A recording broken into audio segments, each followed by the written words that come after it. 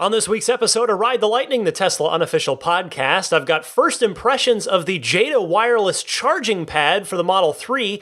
Model S and X get a price and features adjustment. The white interior is no longer exclusive to the Performance Model 3. Tesla is working on addressing their bottlenecks in the service department, and much more.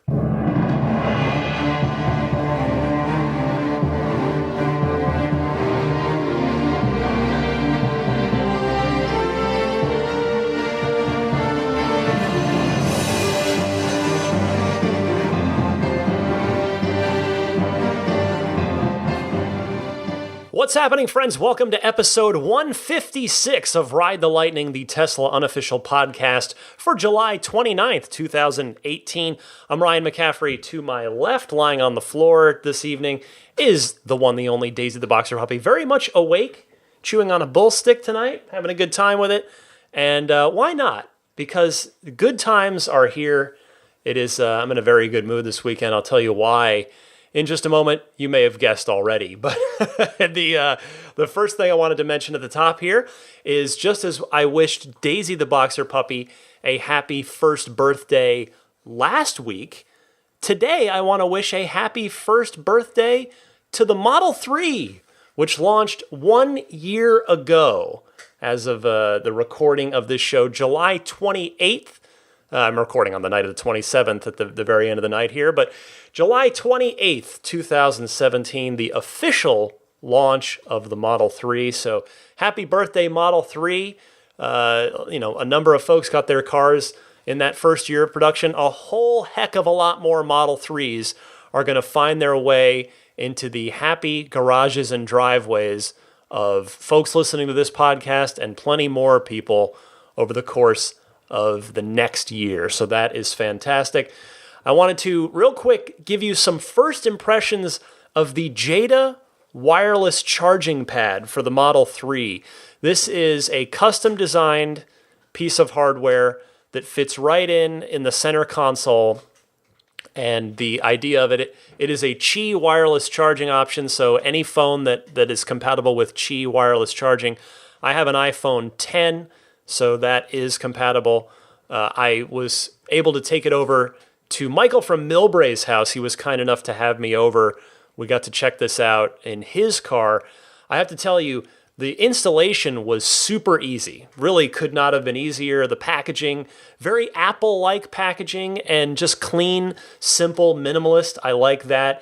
It popped right in. You just pop the old plugs, just unplug them, plug the wireless charging pad into the dual USB ports there. There's two ports that go into the mat. The cords both go into the mat. So easy peasy there. And it works just fine so far. I mean, I only got to take a look at it for 30 minutes at his house. We had it. We were just sitting in his car talking.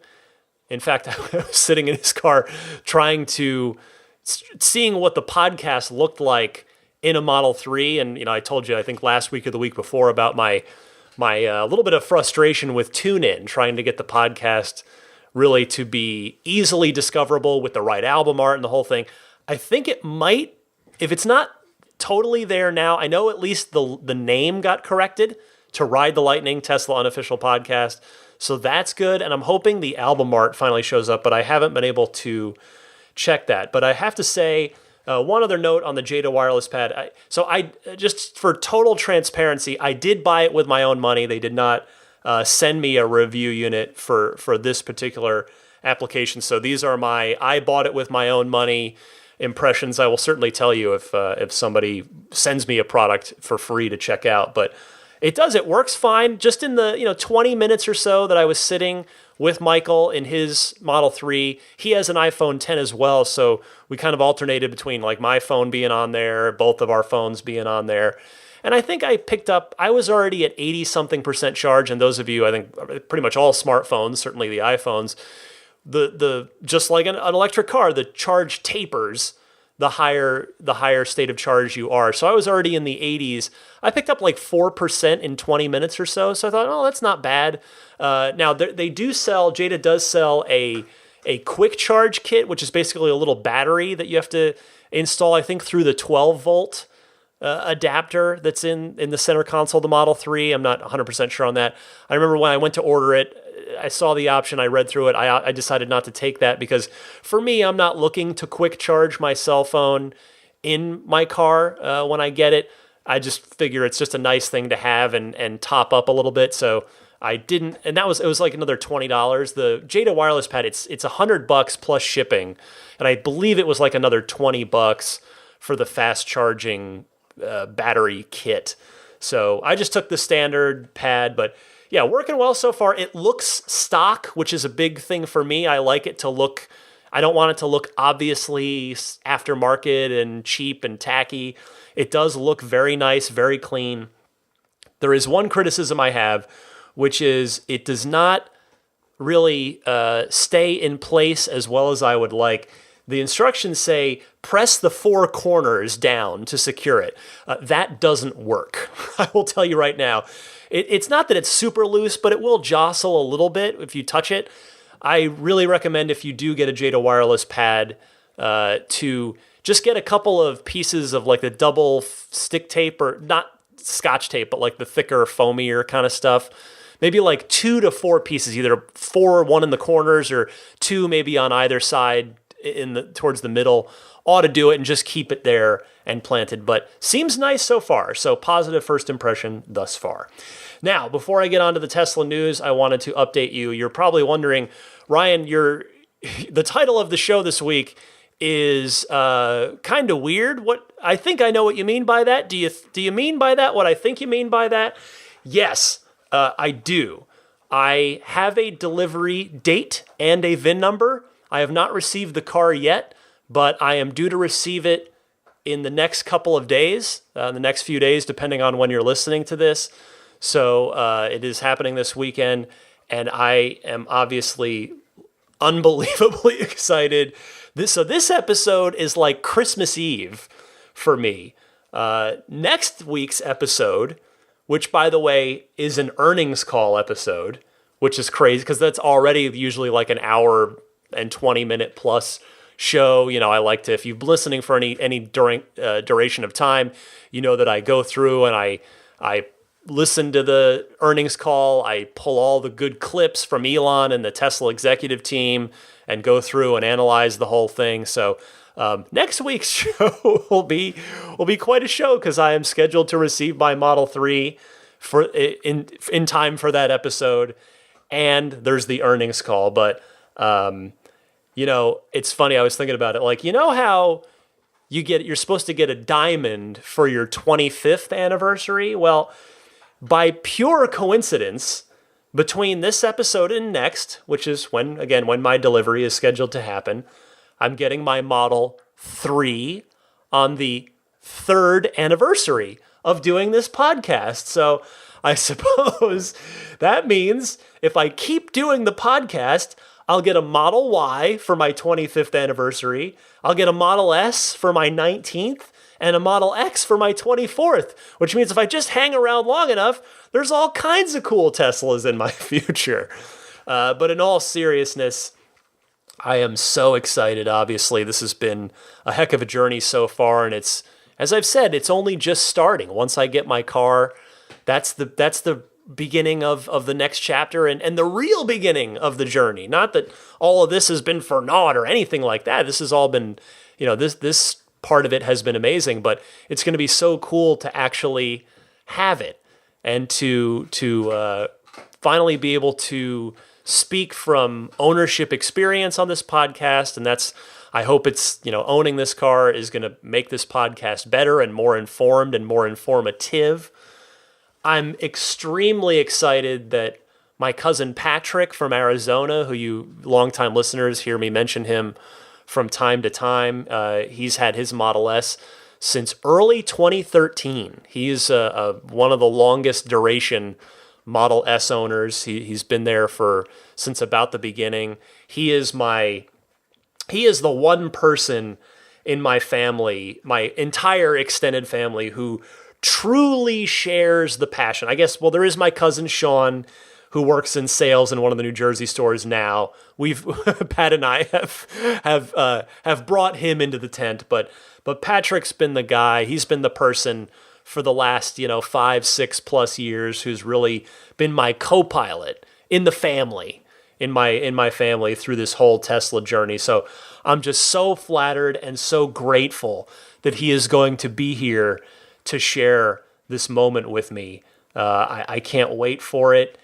And I have to tell you, well, a little bit about Pat real quick. I mean, I'll just give you his cred. I mean, how far he goes back with me. I remember, like, I infected him with the Tesla virus, and we infected Sean. But, and I say virus in the nicest possible way, but, Pat is, he is a very, very tall guy. He has a kind of a bad foot, bad leg, due to some stuff over the years. And I took him before the Model S even existed. Pat was visiting me from Arizona one summer, as he usually comes up every summer for a weekend and hangs out, which is great. And I took him to Menlo Park, at the time, the one and only Tesla location, the one and only showroom, the one and only store when they were selling Roadsters. And he tried to sit in the Roadster, and he just didn't fit in it. He was just too tall, too big for the car. So he made a Model S deposit shortly thereafter, and as I said, he has been an extremely happy Model S owner for the past 5+ years now. And in fact, he wants a Model X badly because it's easier for him to get in and out of with his leg and his bit of a difficult mobility situation. But he wants an X, but he loves his original super dark metallic blue on his Model S that's not offered anymore. He loves it so much. He's like, I'm never going to get rid of this car. I'm going to keep it, and just hopefully someday in the future he'll get himself a Model X as well. But in any case, the one other thing, I was having dinner with my wife tonight, and this meant a lot to me too. We were talking about the journey to this point and how excited I am for the delivery. And she said to me, and I quote, "Even I've come around." And that just, I tell you, maybe some of you can relate to that. That meant the world to me to hear that. If you've been listening for a really long time, you know that my wife it's not that she's opposed to electric vehicles, to Tesla, to anything. She is just she's not a car person in any way, shape, or form. She will admit that. For her, cars should be just the simplest, a seat and 4 wheels to get you where you need to go. Anything more than that, she sees as not a great financial investment. And that's just, that's how sort of her worldview. And but when she said to me at dinner, "Even I've come around on this purchase and this journey, this adventure," man, that meant a lot. That felt really, really good. And she hasn't even, I told her, like, I'm hoping, when she's been in the car and she gets used to being in the car, that she'll like it even more. And she said, "Well, I have no doubt I probably will." So, boy, that was great to hear. So we're almost there. I've been spending a lot of time this week and a lot of energy and a lot of thought, a lot of sort of mental energy on just getting everything ready. I have to say, maybe for you guys who are more, I guess, I don't know if emotionally secure or what quite the right term is, but I've had a lot of anxiety about this week. I mean, I'm crazy excited for the delivery. Don't get me wrong, but I'm just, I'm so worried about. I've been worried about, just getting the financing and getting all the paperwork right from Tesla and just getting every little thing right so that when delivery day comes, there's no hang up where it's like, "Oh, what? You don't have this? Oh, sorry, we can't give you your car." I'm just like, I want to have a nice day that day.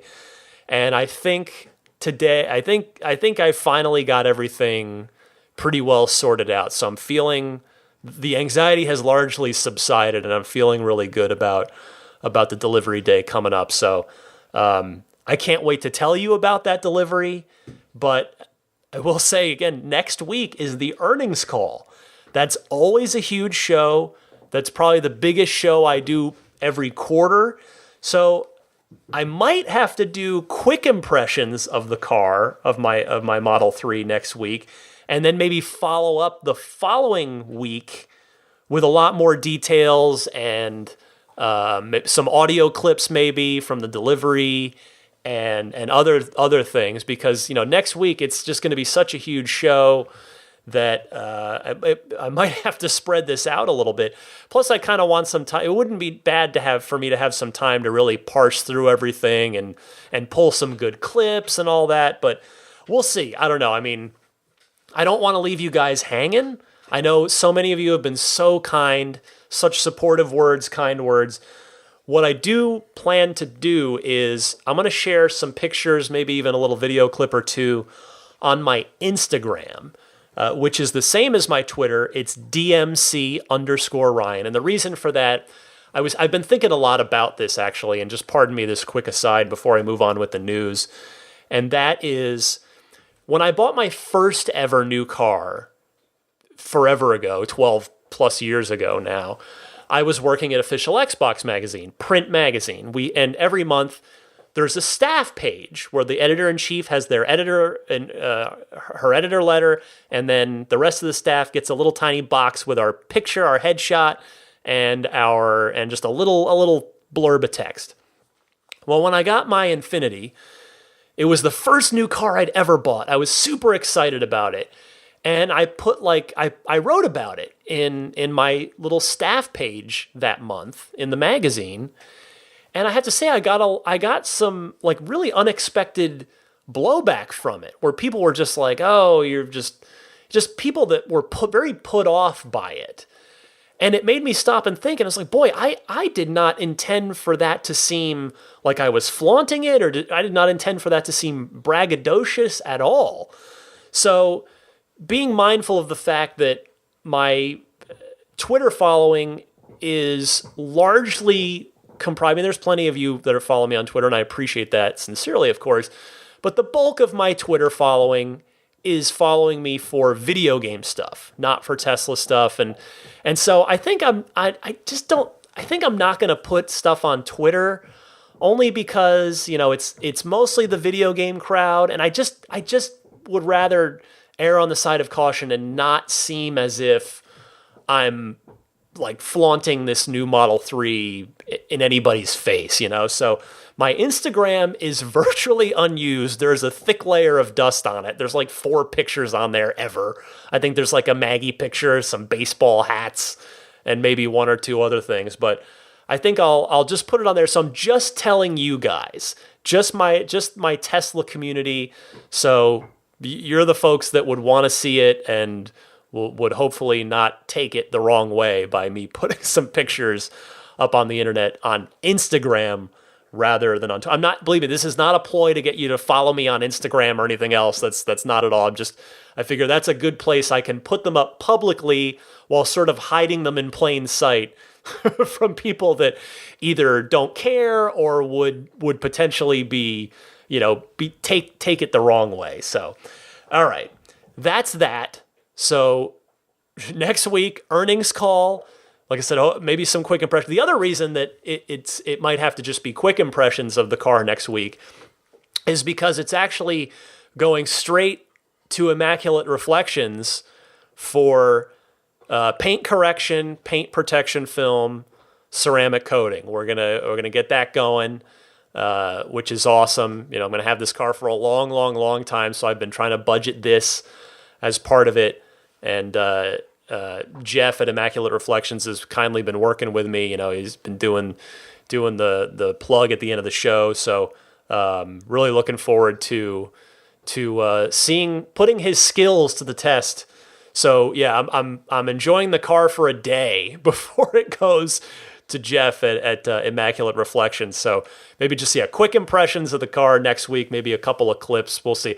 But in any case, the next couple of weeks should be some seriously busy shows, as if this one's not already. I've already been yakking for way, way too long before getting to any proper Tesla news. But at least we got the Jeda Wireless Pad impressions in there, so that's not for nothing.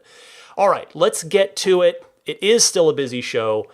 First up this week, the Model S and the Model X have been tweaked as far as their design studio, their configuration options. There are fewer options for the Model S and the Model X now, but more features. In turn, a higher base price, but a lower price if you were ordering the premium upgrade package anyway.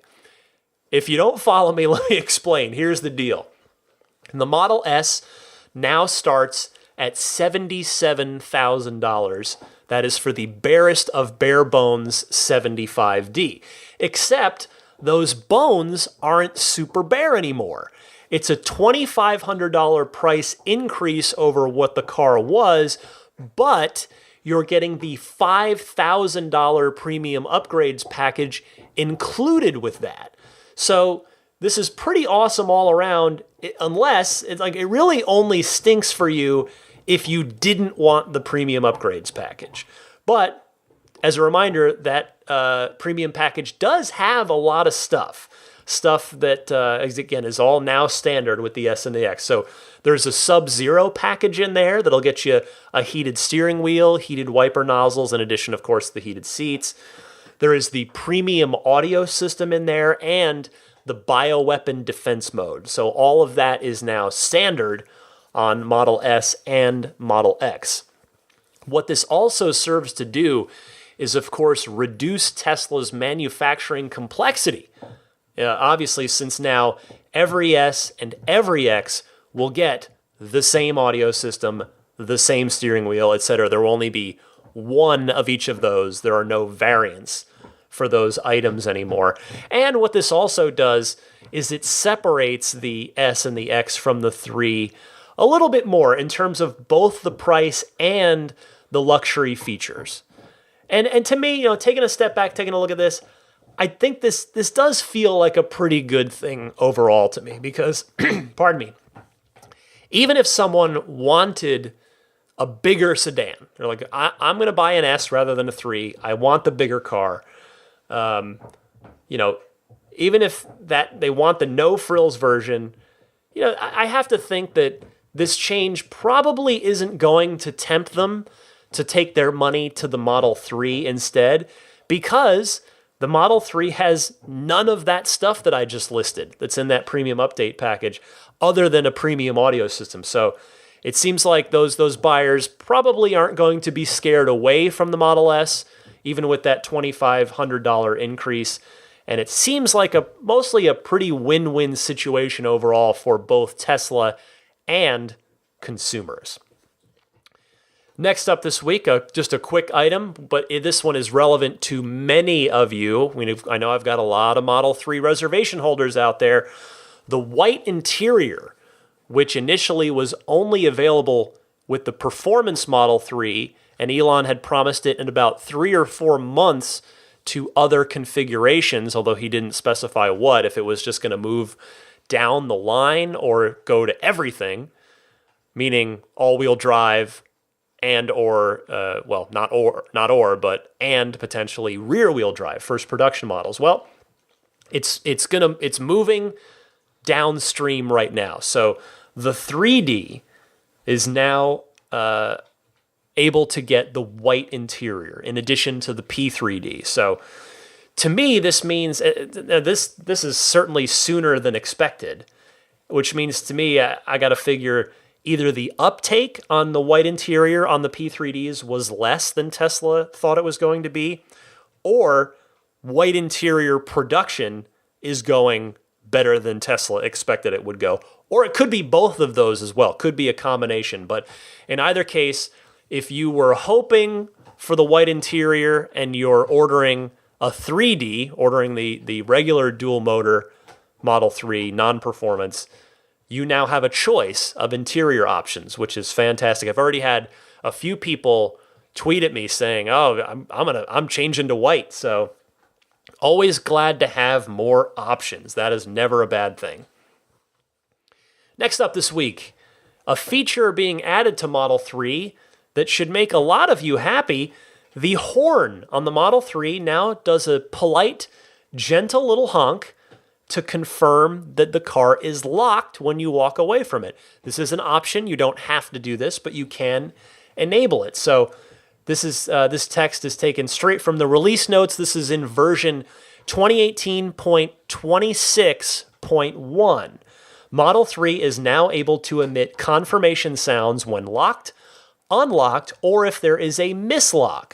For example, if a door is not fully closed. So a lot of people have been requesting something like this. A lot of my listeners, I've seen this on threads, on Reddit, on TMC. But what I want to do here is take a moment to shout out young Matthew from Colorado, who had called in and suggested having your phone vibrate to confirm lock or unlock. And I have to say, I like Matthew's idea better than the horn. Not that the horn's bad, but the phone vibration is a nice, subtle way to do it. But hey, for now, this is certainly going to do very nicely, and perhaps there's nothing stopping Tesla from still implementing Matthew's idea in a firmware update in the future. So, Matthew, I hope that'll work for you and your mom and dad, and it's something. You'll at least have a good idea of when that car is locked or unlocked. Next this week, Elon Musk wants to get rid of contracts entirely when buying the car, when buying your Tesla. Elon saying on Twitter, quote, "We're trying to get rid of contracts completely. Should just be tap here and you get your car. Then if you don't like it for any reason, just return it like any other product." And on a related note, he says, quote, "We've gone from about 1,000 S and X deliveries per week in the US last year to about 6,000 S3 and X deliveries. It's like hitting a square wave." So he's tweeting these things in response to some people that were having a bit of a tough time at delivery and a not so smooth delivery process. And I have to say, I'm in the middle of going through this right now. It is reasonably streamlined from what I can see. As I've said, I've had a pretty smooth delivery experience thus far. I'm knocking on wood furiously. But, hey, if Tesla can make it easier, great. The better that's going to be for all of us. And I have to think when he's saying, if you don't like it for any reason, just return it like any other product, that makes me think that Elon's probably pretty confident, probably not particularly worried about people returning the cars once they start driving them. And if you've driven a Tesla, you know that he's probably, you don't blame him for holding that thought, because it's, once you drive these things, you get it. And that it tends to seep into your veins and your bones. It becomes a part of you. All right, I've got a couple more big stories this week. I wanted to go next to a piece from the Wall Street Journal. Maybe you heard about this week. The Wall Street Journal reported a story this past week that I have to say I was originally going to skip because it seemed a bit underreported to me and maybe even verging on FUD, fear, uncertainty, and doubt. This story's premise was that Tesla was asking its suppliers to return a, quote, meaningful amount of money of its payments since 2016, end quote, in an effort to achieve profitability here in Q3. In essence, they were saying that this was something of a renegotiation with suppliers. But here's the thing, the story didn't name any specific suppliers, didn't give a ton of context for this as to whether this is a regular practice in the auto industry or not, or even for Tesla. So I was going to ignore this or hang back and let it develop a bit more, which it did over the course of the week, as both Elon Musk and Tesla have commented on it. So I wanted to bring this story to your attention now. So it turns out that Tesla has indeed done this. The Wall Street Journal was not fabricating this. Tesla has indeed done this with some, but not all suppliers. Elon Musk saying, quote, "Only costs that actually apply to Q3 and beyond will be counted. It would not be correct to apply historical cost savings to the current quarter." Tesla's statement on this matter is as such, quote, "Negotiation is a standard part of the procurement process. And now that we're in a stronger position with Model 3 production ramping, it is a good time to improve our competitive advantage in this area. We're focused on reaching a more sustainable long-term cost basis, not just finding one-time reductions for this quarter, and that's good for Tesla, our shareholders, and our suppliers, who will also benefit from our increasing production volume and future growth opportunities. We asked fewer than 10 suppliers for a reduction in total CapEx project spend for long-term projects that began in 2016 but are still not complete.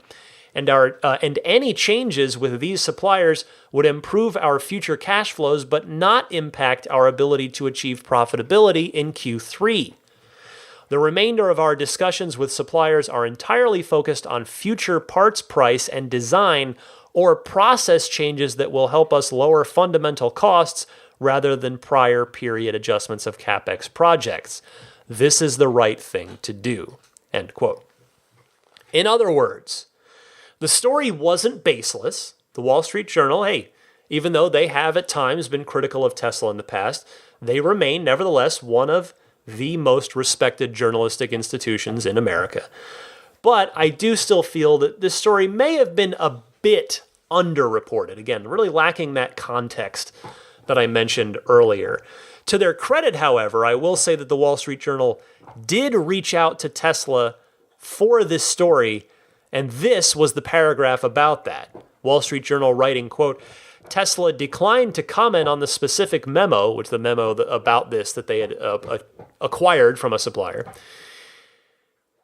Let's see here. Sorry, I lost my place. But it confirmed it is seeking price reductions from suppliers for projects, some of which date back to 2016 and some of which haven't been completed. The company called such requests a standard part of procurement negotiations to improve its competitive advantage, especially as it ramps up Model 3 production, end quote. So a bit more context really was what was needed most here. So we have that now, and this story is not super terrible. It's fine. It's, I guess it's not necessarily a crazy positive Tesla story, but it's also not really a negative one either. It's a pretty neutral story, I think. In short, I mean, it's not as bad as it sounded or was spun to sound bad online. It is neither of those things. It's a pretty middle of the road kind of story. For the final story this week, in fact, I'm going to let Aurelio from Virginia set this one up for us on the Ride the Lightning hotline. Aurelio, talk to me. Hi, Ryan. I love your podcast and look forward to it every week. Thank you for it. This is a bit of a negative Tesla story, but bear with me. I offer a possible solution at the end. I'm a CPO Model S owner, 2015 P85D. I picked it up early April this year. Nothing but kudos for the car and the purchase delivery experience at the Tyson Center in Virginia. I took the car on its first road trip 3 weeks into ownership, approximately 540 miles to Charleston, South Carolina, to visit my son and his family. No problems on the trip. Had a great time. My son got a kick driving it and launching it in insane mode. After a fun weekend, was heading back home to Virginia on the interstate when something flew out of a truck in front of me. I could not avoid it, running over it, and it blew out my right front tire, 19-inch tire, dented the rim, and took out the air suspension with assorted body damage on that side. To make a long story short, it's 3 months later, and I'm still without my Model S. The Tesla Office of Body Shop Support has promised to have all the parts on 3 different dates, and none have panned out. Elon should really consider closing this office and saving more on his payroll, as I found it totally worthless. My car insurance provided a loaner car for 20 days, adequate for most cars, I imagine, but not for Tesla. I've had to make do borrowing my wife's car in the interim. A recommendation for Tesla owners would be to make sure their insurance can provide long-term loaners. Might be worth the extra premium it would cost. Needless to say, I'm upset with Tesla not having its parts department up to snuff. A solution which would mitigate all my disappointment in the company would be if Tesla could provide loaner cars for accident victims, like they do for service cars. I don't know the statistics for the number of cars in accidents, and I don't even know if this would be possible, but it would be a solution. What do you think, Ryan?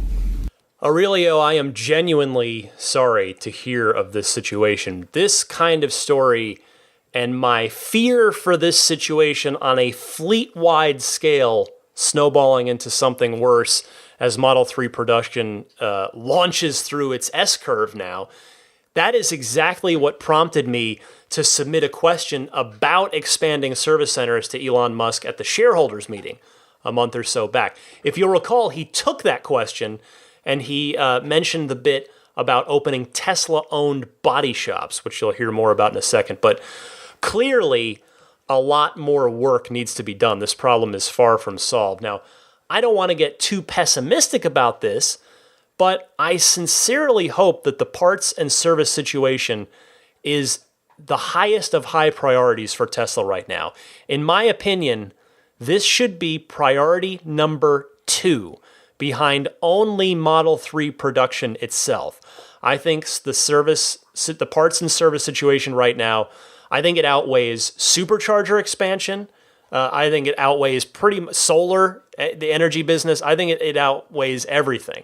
They have got to get this infrastructure settled, or else it's going to snowball with insurance companies, as you heard Aurelio talk about there.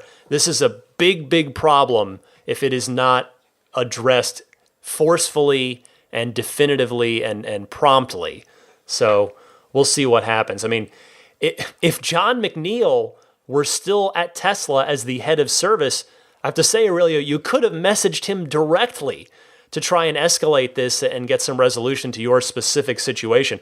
If you remember, if you've been listening for a while, John posted on Tesla Motors Club forums a while back offering the option to people to say, hey, if you're stuck in a long-term situation with private message me. And that, in fact, that he made good on that. Our friend Michael from Millbrae had a problem with his hood. So his car was still totally drivable, but he had a hood thing. He was waiting like a month or two for a new hood.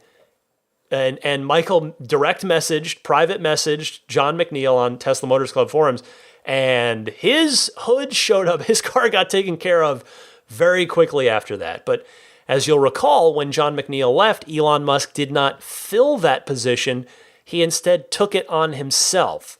And I have to respectfully say that may be a mistake, because it sure seems like the service position, the head of service, that really seems like a position that needs full-time attention and then some on top of that, which, hey, for all of Elon Musk's talents, he cannot provide that full-time attention to this situation right now. So I hope Tesla is on it. I hope they hear this and sort of, just hear another anecdote of what it's like for customers out there. I mean, if I put myself in Aurelio's shoes, that's a disaster scenario for me, because, my wife has her car, which she's kindly shared with me for the last month here while I've been, got a little ways yet, a few more days to wait for my Model 3. But, it's for families with two commuting parents. It's a different situation. It's a tougher situation, and it's not great that you can't have just damaged cars sitting out there waiting for repair. So here's hoping Tesla is on the case. In fact, they are to an extent. So Electrek, that was what I meant to segue into. I'm getting ahead of myself here, looking to jump to the Ride the Lightning hotline. But Electrek reporting that Tesla has taken a significant step to address those service bottlenecks, as the fleet growing rapidly now to 7,000 new cars per week coming out of Fremont. Tesla issuing a statement to Electrek saying, quote, "Our global customer satisfaction scores for service are above 90% and at a high of 97% for our mobile service program, which lets us service vehicles in customers' driveways or at their offices. Even in North America, where our customer base has grown by 75% over the last year, customer satisfaction for service has remained consistently above 90%. Tesla has also topped Consumer Reports' customer satisfaction survey 2 years in a row, with 90% of Tesla owners saying they would buy the same car again, more than any other brand. While we're incredibly proud of the customer support and service we offer, we're always working to improve. Here are some of the programs underway to make sure all Tesla customers have an even more exceptional experience. Last quarter, we opened a new parts distribution center in California, which has tripled our fulfillment capacity for parts in North America and is helping to expedite the supply of parts to third-party body shops. We're in the process of opening a similar fulfillment center in Europe, which we expect to have the same impact. And as a quick aside from me here, it would seem certainly to make sense to open it in California because a relatively huge percentage of the Tesla fleet is located here in California. Tesla continuing saying, for the first time, we're trialing a small network of our own body repair shops in select markets to accommodate light repairs with the opportunity to expand the program based on customer feedback and results. I will note that we have indeed heard about this. This is what Elon was saying in response to my question at the shareholders meeting, so I'm glad to hear it is being implemented. More from Tesla. Given the overwhelming success of our mobile service program, we are expanding the program from 25% coverage globally to 40% coverage globally by the end of the year. Furthermore, while our call volumes have increased dramatically due to overwhelming excitement around Model 3, this hasn't impacted our ability to respond to emergency roadside events. We have plans in place to hire additional staff to support customers in the event that they are unable to find their answers on tesla.com/support or in their Tesla account, as Daisy the Boxer Puppy drinks up behind me if you're hearing that on mic. Well, this is desperately needed based on what I have been hearing from folks. You've got a lot of frustrated people out there that just can't even get through to anyone to help them because Tesla is so backed up. So good to see their coverage map, their coverage increasing on that. And hopefully it is going to alleviate the problems that people are encountering. Finally, in Tesla's note here, they say, we are aggressively hiring and expanding in markets where our customer satisfaction scores for service are below average. In Norway, for instance, we have already grown our service team by 30% compared to last year, and we're in the process of opening a large new service center in Oslo this year. Recent feedback from customers in Norway indicates that the improvements have already made a difference. Well, I have to say, given Norway's incredible adoption of electric vehicles as a country, Tesla needs to lock that territory down from a service perspective. Which means I'm glad to hear that they are specifically calling Norway out as a focus market there. But yeah, tough stuff from Aurelio, and I know there are other people out there. Sounds like Tesla is making some efforts, and hopefully the situation, it's not going to be an overnight fix in the literal or metaphorical sense, but hopefully things are going to get a lot better over the next, let's say, what is this, the end of July? Hopefully over the rest of 2018, we can then head into 2019 with the service body repair situation being in a much, much healthier, more convenient place for Tesla customers. All right, that wraps it up for yet another busy news block here on Ride the Lightning. But as usual, I've got a ton of excellent Ride the Lightning hotline phone calls queued up for you. If you want to stick around for those, we'll talk all kinds of different topics right after this.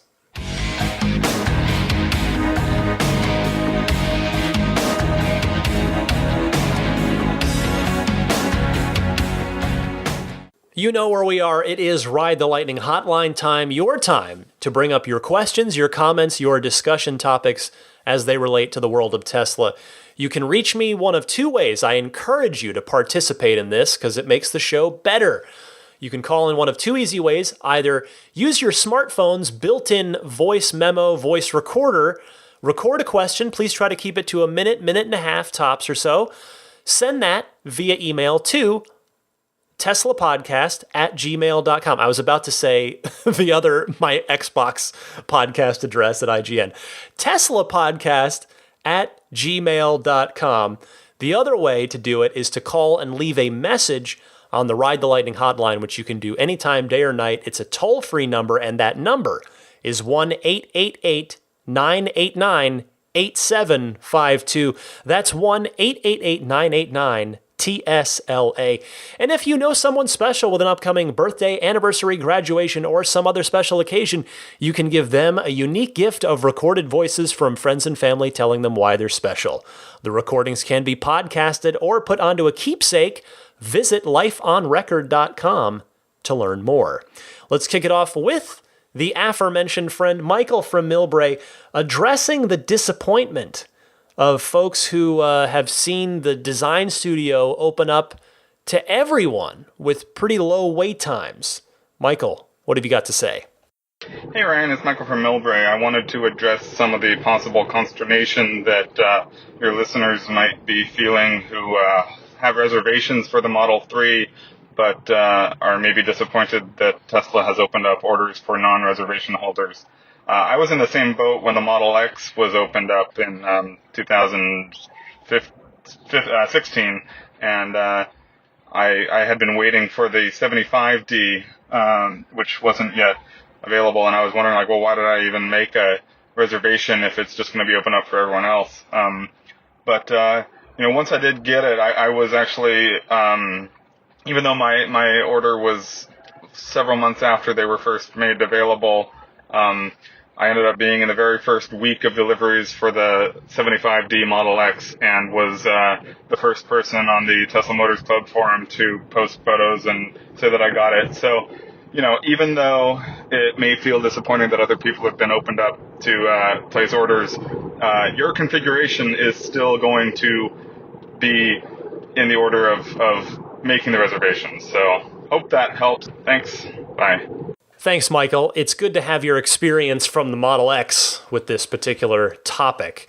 I suspect that this is really, really going to come into play when the standard battery on Model 3 finally becomes available at either the end of this year or the beginning of next. That's when having your reservation from the past couple of years should really benefit you versus ordering in, say, December 2018. Next up, we've got Brad from Falls Church, Virginia.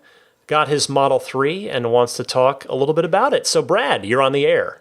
Hi, Ryan. This is Brad from Falls Church, Virginia.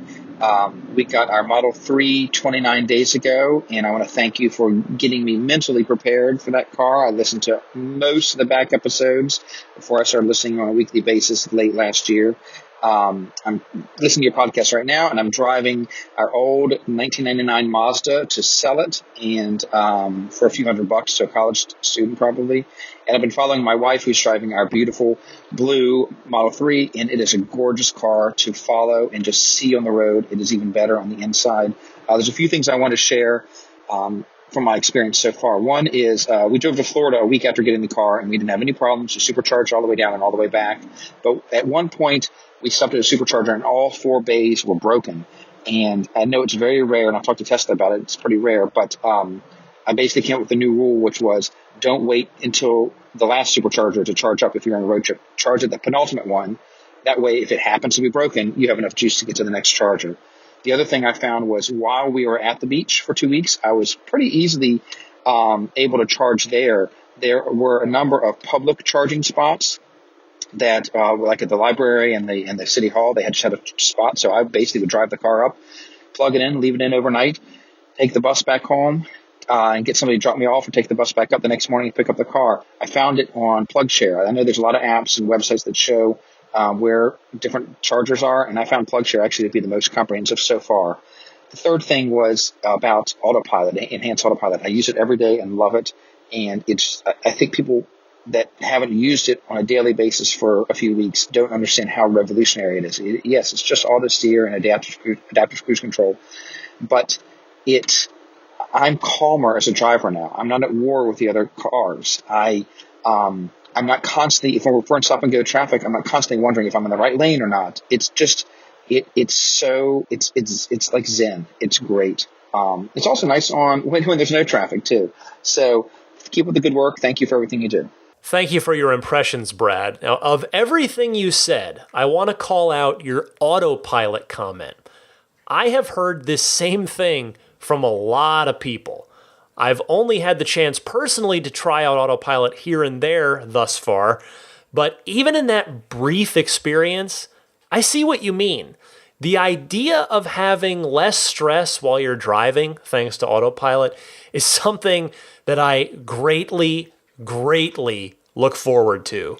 I mean, the idea of that and having read enough accounts such as, and heard enough accounts such as yours, that alone made the price of enhanced autopilot worth it for me. The idea that it will even continue to add more features is like icing on the cake.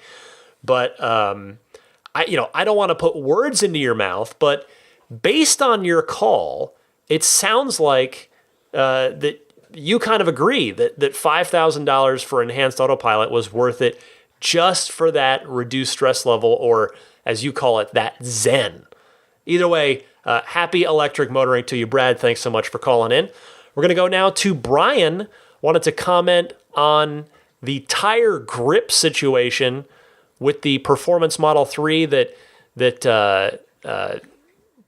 Dan, the reviewer from Dan Neal, I'm blanking on his name now. Definitely Neal is his last name. That Mr. Neal from the Wall Street Journal had in his Model 3 impressions that Elon tweeted about that I replied to. You heard the whole thing last week. Anyway, Brian, take it away.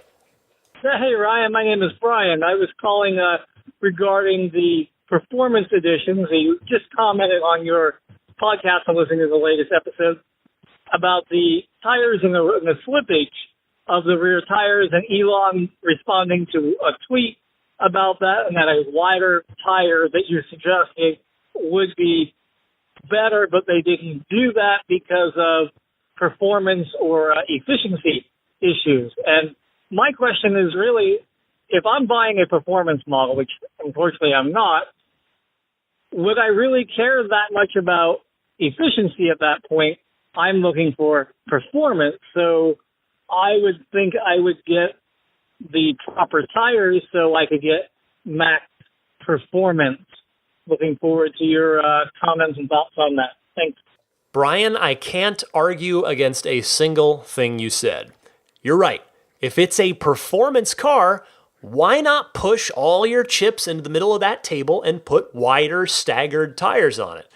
Here's my opinion, and as always, I have to remind people that it is just that. I don't have any insider information on this, but my opinion is that there could be three reasons, or at least there were three that I thought of. First, by keeping a square setup, meaning the same four tires, same sizes all around, it's probably cheaper on wheel manufacturing to make one 20-inch wheel size instead of two. And of course, we know that Tesla is looking to optimize manufacturing efficiency and thus costs at every turn. Second, I wonder if they want to keep the 0 to 60 time away from either of the P100Ds. The Model X is at, if I recall correctly, 2.9 seconds. The P100D Model X to 60 miles an hour. 3.5 seconds on the P3D. Hey, that's arm's length.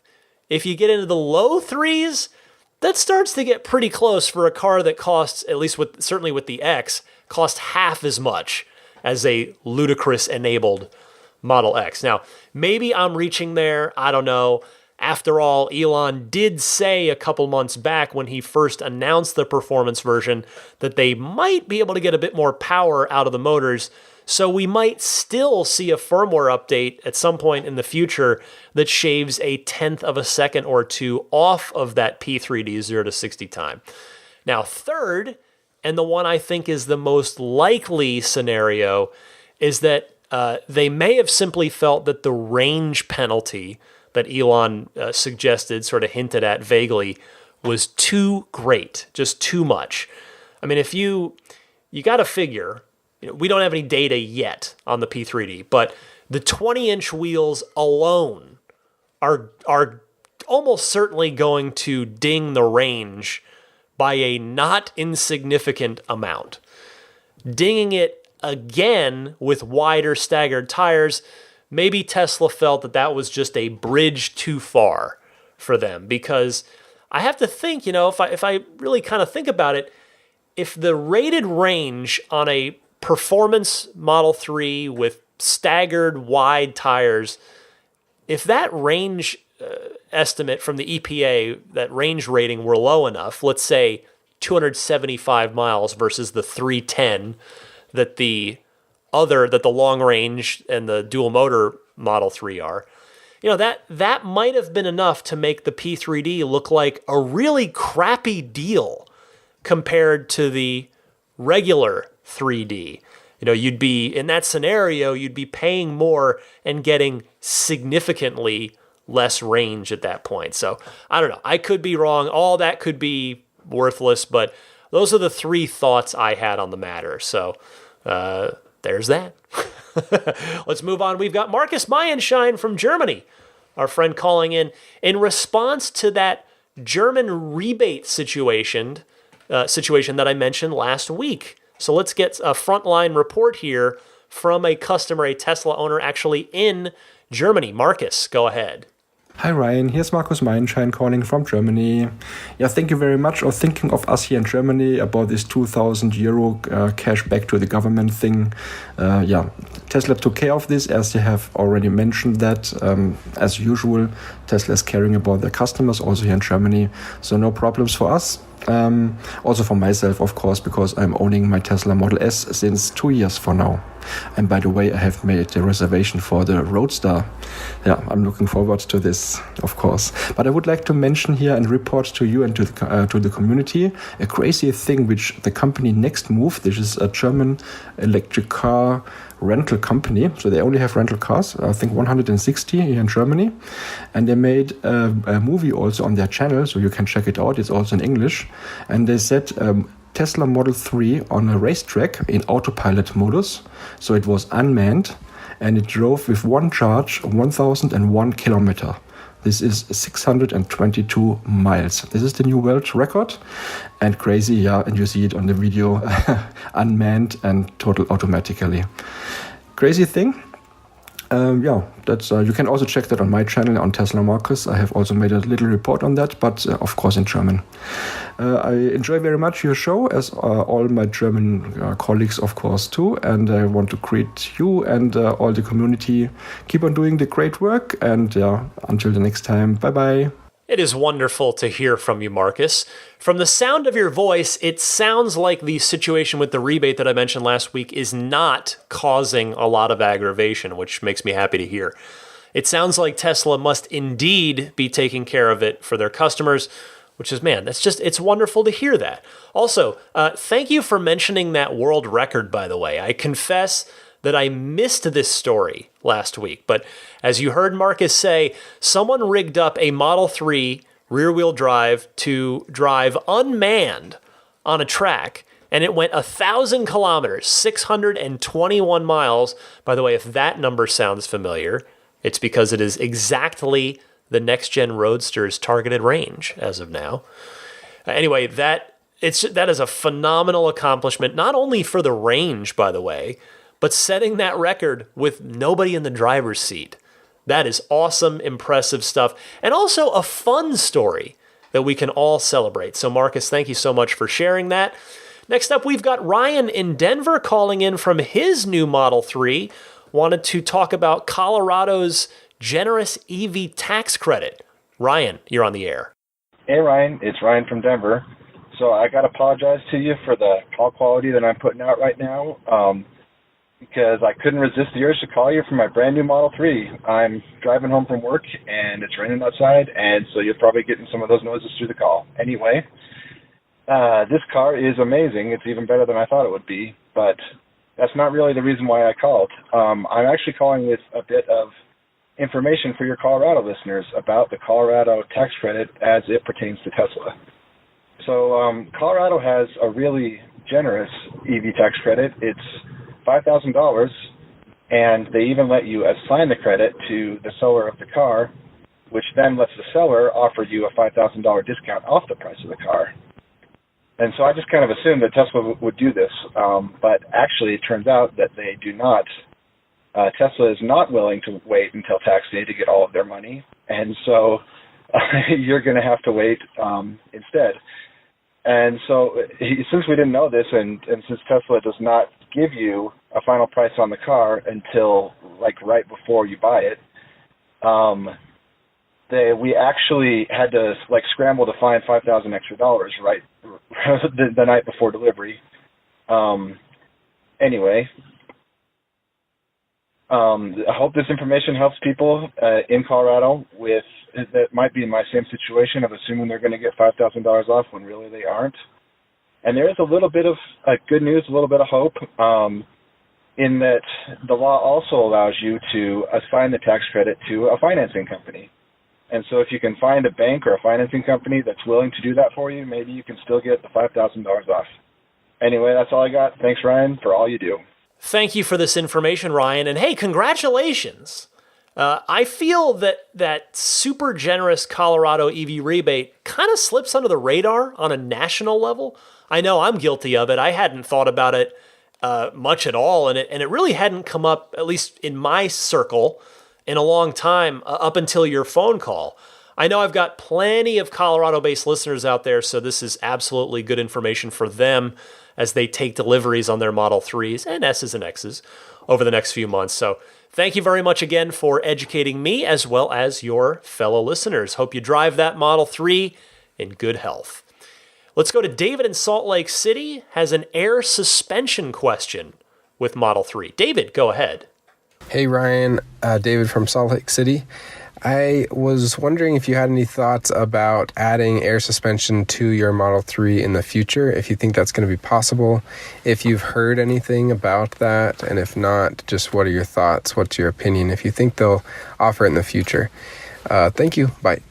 David, I really want the answer to this to be yes, because if you've been listening for a while, you know that it was very high on my Model 3 wish list due to my weird driveway situation. I've resorted to modifying the driveway instead of waiting for air suspension, but if that did become possible, boy, would I jump at it if the cost wasn't too extravagant. However, that said, there is no real precedent for this in the world of Tesla.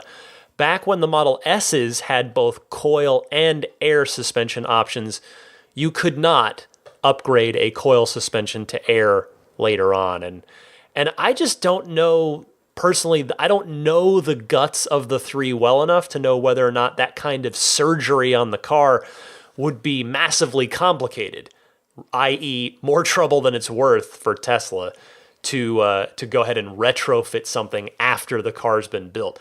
If I were a betting man, I would put the odds at probably 80 to 20 that it's not going to happen, but I sure hope I am very wrong about that. I would love to be wrong about that, but I would assume no for now. I mean, that is the safest way to play it. You definitely don't buy the car thinking it's going to happen. It'll be a pleasant surprise if it does. Next up, Mike from Boston responding to Kendon from Texas, who last week had asked specifically about cleaning some interior bits and how the interior of the Model 3 is to clean. So here's Mike from Boston to respond to that. Hey Ryan, it's Mike from Boston. How are you?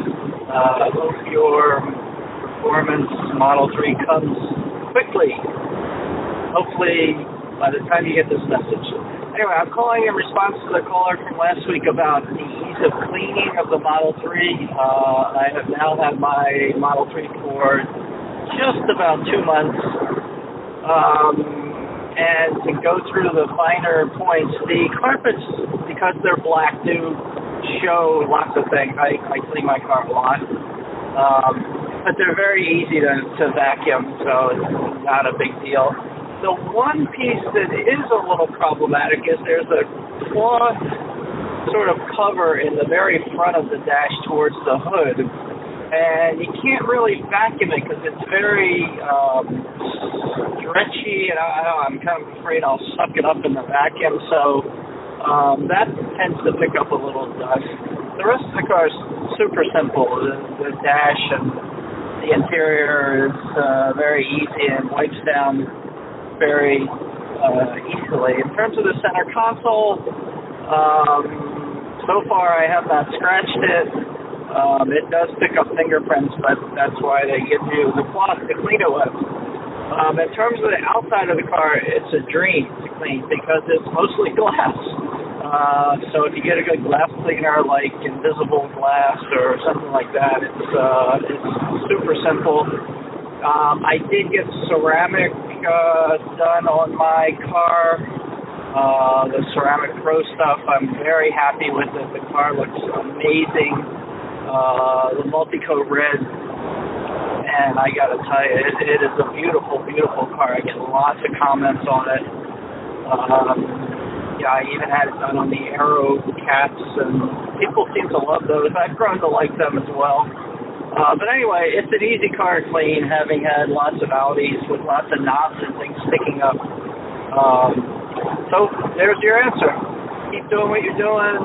You're fantastic. I can't wait to hear about your performance Model 3. I am super happy with my, I guess they're calling it a long-range Model 3 now. Anyway, take care. My love to the Boxer. Bye. Thank you very much, Mike. And Kendon, I hope that helps put your mind at ease a bit. Got 2 more calls for you this week. First up in that final 2 is Cabe from Colorado Springs, who has some good news that could be relevant to a number of the rest of you as well. So Cabe, go ahead.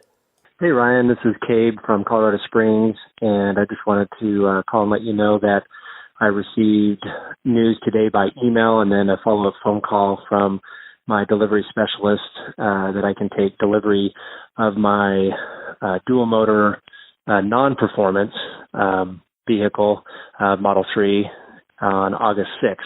I was a first day line waiter, and however, my delivery estimate on the website said September to October, and pleasantly surprised that I'll be able to take delivery August 6th. So I don't know if you've received that news for your performance or not, but I just wanted those people to know that even if you do not have performance, it looks like those are being made, and I've assigned a VIN number now. So thanks for all that you do. Enjoy listening to your show. Take care. Thanks for calling, Cabe. I have seen a few other reports on Reddit and the forums. Now, Tesla said performance was getting priority, but clearly that does not mean that the regular dual motor isn't being produced at all. So congratulations. Hopefully that means that more 3Ds will be coming off the assembly line sooner than expected, sooner than that September onward delivery estimate window that pretty much I think all of the 3D orders have. So good stuff. Thank you, Cabe. Finally this week, we've got a long-time listener, first-time caller, Paul from Waldorf, has a funny story to share. I thought this would be a fun little note to end on. So Paul, go ahead. Hi, this is Paul from Waldorf, a long-time listener, first-time caller. Just wanted to let you know that I got an offer to build my car after I got a refund of my $1,000 several months ago. Want to know if that's a genuine offer or if it's a mistake. So thought you might want to check that out. Take care, and I really enjoyed the show. Thanks. Bye. Oh, man. Paul, if you will pardon me, I cannot help but chuckle at that. That is a funny story. It's like, no, Paul, really, come build your car. See? I mean, I in all seriousness, I suspect it's a glitch of some kind. I haven't heard of this happening to anybody else. You're the only one I know of, but clearly you don't want to move forward, hence why you got a refund of your reservation deposit. But I wonder what would happen if you did configure. Would you somehow end up with a $1,000 discount? Or would you end up just putting $2,500 towards your final purchase, that final confirmation non-refundable deposit, instead of the $3,500 that everybody else does from the $1,000 reservation and then the $2,500 non-refundable. And I wonder if it would just end up making up the difference in the back end. But regardless, that is a fun little story to end on this week. Thanks so much for sharing it, Paul. Thanks to all of you for calling in. Again, I encourage you to do so. It's an awesome part of the show, super fun for me to get some other voices on here, hear from you guys, what you're thinking, what you're talking about, what you're wondering. That way to find me and participate in the Ride the Lightning hotline. It's, again, 2 easy ways. Either record a question on your smartphone and email the file to me at teslapodcast@gmail.com, or call me toll free. Leave a message on the Ride the Lightning hotline. It's 1-888-989-8752. I'll be right back to wrap things up for you here in just a second.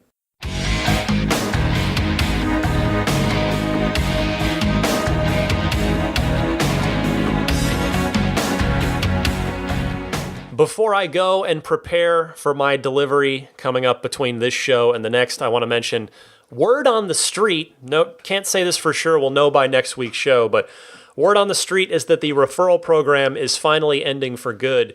If that's the case, it means that for now, there would seem to be no other foreseeable way to get free unlimited lifetime supercharging on an S or X except to buy one with a referral code in the next couple of days. If you have been thinking about an S or an X and you are going to buy one here before July flips to August, get yourself the free unlimited lifetime supercharging by using my cousin Patrick's referral code. It is Patrick5008. Give that to your sales advisor, or if you're configuring online, type in this short URL into your web browser. It's ts.la/Patrick5008. That'll take you to the design studio with the code for that lifetime supercharging baked in, and you can configure your S or X from there. Immaculate Reflections, they are going to be working on my car. I cannot wait to get that paint protected. If you want to do something with it, whether it's the paint correction, the paint protection film, the Seaquart's Finest Reserve ceramic coating, which, as we learned from the interview with Jeff McGovern from Immaculate Reflections back, a month and a half ago already, that ceramic coating is basically like a super wax, where you only have to wax it. It's good for like 3 years. The water just beads off the car. So there's a lot of different options you can go to help keep your paint looking as good as possible on your Tesla. So if you're interested in learning more, go to irdetailing.com. You can also look up on Yelp and Instagram. So if you're on those websites, it's yelp.com/ or Instagram/ immaculate_reflections. Then there's Abstract Ocean, which of course has all kinds of Tesla goodies for you and your car. Lighting kits, those puddle lights. You got the, what else? There's the screen protectors for Model 3. You've got, just all kinds. Take a look over there when you get a chance. It's abstractocean.com. And if you want to get 20% off of your first order, you can do that by using the coupon code RTL Podcast at checkout. It's RTL Podcast as all one word there. What else? You can email me, teslapodcast@gmail.com. You can tweet me at DMC_Ryan. And again, I'll mention I said it at the top of the show, but I think for the aforementioned reasons, I'm going to put a few of my delivery pictures, maybe even a video snippet or two on my pretty unused Instagram, which is the same as my Twitter, DMC_Ryan. So you can check that out if you're interested there. And then we have Patreon. As you're going to find out, well, it's the case every week, but as it's really obvious in the quarterly earnings calls, a lot of time and energy goes into the podcast. If you see fit to support it via Patreon at any amount you decide works for you, you can do that on Patreon. Just find out more on my Patreon page, which is at patreon.com, Patreon, patreon.com/Tesla Podcast. And right now, I would like to thank the group of people who are in the Patreon producer tier. These folks very kindly support me. We've got Paul Hussey, we've got DJ Harbaugh, we've got Pete White, Wolfgang Obergen, George Cassiopo, David Brander, Jonathan Wales, Alexi Heft, Logan Willis, Matthew Parra, Michael Lester, Robert Miracle, Jason Chalukas, Emotion Rentals, Richard Ouellette, Tim Hyde, Marcus Mayenshine, Lee Sweet, Lars Hoffman, Orion Coates, Peter Chalet, Harold Plug, Kenneth Martin, Michael Callahan, Rome Strack, David Vakil, Ulrich Lassa, Luke A., David Kittle, Eric Randolph, David Nondahl, Luke Miles, Stefan Joris, Gabriel Salays, Jerry and Mary Smith, Ketafuki, Brian Hope, and a special hello to my newest Patreon producers, Rick Sinta. Rick, I think I've got that correct. Please let me know if I don't, and I'll correct it next week. And Bill Royko. Thank you all so much for supporting the podcast. It really does mean the world to me. It makes a huge difference, so thank you all so much. As for subscribing, that's free. Again, the only deal there, what I mean by subscribe, is that the podcast delivers itself to you rather than you having to seek it out. You can subscribe on iTunes, Google Play, Stitcher, Spotify. There's also the individual shows, or the RSS feed on the hosting site, which is teslapodcast.libsyn, libsyn.com. And I want to take a quick note on TuneIn. I hope that's been fixed now. I want to thank you, Todd at IGN. Thank you, Todd, who I know does listen to this show. He helped get me a contact at TuneIn to try and fix my album art and show titling and discoverability problems in Teslas. So hopefully it's sorted by now. I'll be able to check for myself soon. But I do know for a fact that the name got corrected to Ride the Lightning, Tesla Motors Unofficial Podcast. Still not sure about the album art situation, but that should be getting better. So now, if you want to hear my show in your car, you can just search. You go to the podcast tab and just search Tesla. It'll come up. Or you should be able to search Ride the Lightning now as well. I haven't been able to check that since it was updated. But anyway, enough of that. Thank you all so much. This next week is going to be a crazy one for me in hopefully the very, very best of ways. I can't wait to share my impressions with you, my emotions with you. You know, it's still, I will tell you this real quick. It still doesn't feel real. I was talking to my wife about that at dinner, and she said the same thing. She's like, I know it doesn't feel real to me either. And it's like, yeah, I mean, I think it's going to hit me very hard when I see it, when I actually see mine. Maybe it won't even be till I'm handed the key card. I'm not sure. But at some point on that delivery day, I'm pretty sure it's going to hit me all at once. And I will apologize now, or, I guess if you want to goof on me for crying, because I think there's a very good chance that's going to happen. Because this has been, a lot's gone into this for me, as many or all of you know. And hey, you could say, hey, a car shouldn't mean that much to a person. There are more important things in life. And those things are true. And that's not to say that I don't have more important things in my life, but this can also mean a lot to me in addition to other important things in my life. And, cars have always meant a lot to me ever since I was a little kid. I told you the origin story on episode 1. If you're ever curious, you can go back and listen to some or all of it. I tell you my whole Tesla origin story, but, a lot's gone into this, and this has been a dream of mine. And I'm I guess to use the football analogy, I've the ball, the ball's on the 1 yard line, and I just have to get it across the goal line now, and we're all set. So, I can't wait to talk to you next week. I don't know what I'm gonna say. I'll speak from the heart like I always do after it happens. Hopefully, it's gonna go well. So far, so good. But it's I read about because I'm all the way down the rabbit hole on everything Tesla, and I read the forums, I read Reddit, and read these horror stories of bad deliveries and all this kind of stuff and problems, and I know that's the exception rather than the rule, because people that have smooth, fun, awesome deliveries tend to not post that. But fingers crossed, everything will go well. But I'll have it's going to be busy next week. Earnings call, that is going to be the focus next week, but I'll certainly have some other stuff. Hopefully, if I don't want to jinx it. Hopefully, everything's going to go well, and I'll have a delivery to tell you about as well. So, thank you all so much for listening. As always, for a still awake Daisy the Boxer Puppy, I'm Ryan McCaffrey. This was Ride the Lightning episode 156.